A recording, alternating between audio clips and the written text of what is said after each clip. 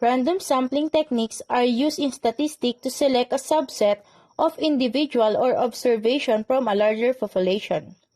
The goal is to obtain a representative sample that accurately reflects the characteristic of the population.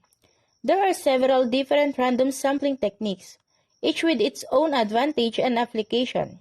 And now, I will discuss some of the commonly used techniques. Let's start with number 1. Simple random sampling. Simple random sampling is a basic sampling technique where each individual or observation in the population has an equal chance of being selected for the sample. This can be done using various methods such as random number generators or lottery systems. Simple random sampling is straightforward to implement and provides an unbiased representation of the population. Okay, second. Stratified random sampling. Stratified random sampling involves dividing the population into distinct subgroups or strata based on certain characteristics, and then selecting a random sample from each stratum. This technique ensures that the sample includes representation from each subgroup, allowing for more precise estimate within each stratum. Okay, the third one. Cluster sampling. Cluster sampling involves dividing the population into clusters or groups and randomly selecting some of these clusters to form the sample.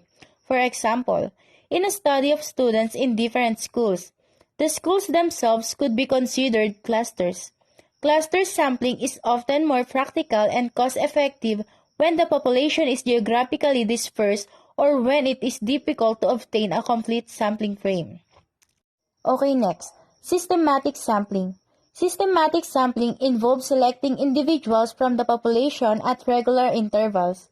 The first individual is randomly selected, and then subsequent individuals are chosen at fixed intervals.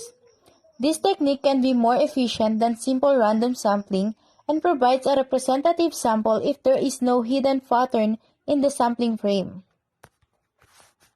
Okay, and the last technique is multi-stage sampling. Multi-stage sampling involves a combination of different sampling techniques. It is typically used when the population is large and complex. The process involves selecting clusters or subgroups at each stage and then sampling individuals within those selected clusters.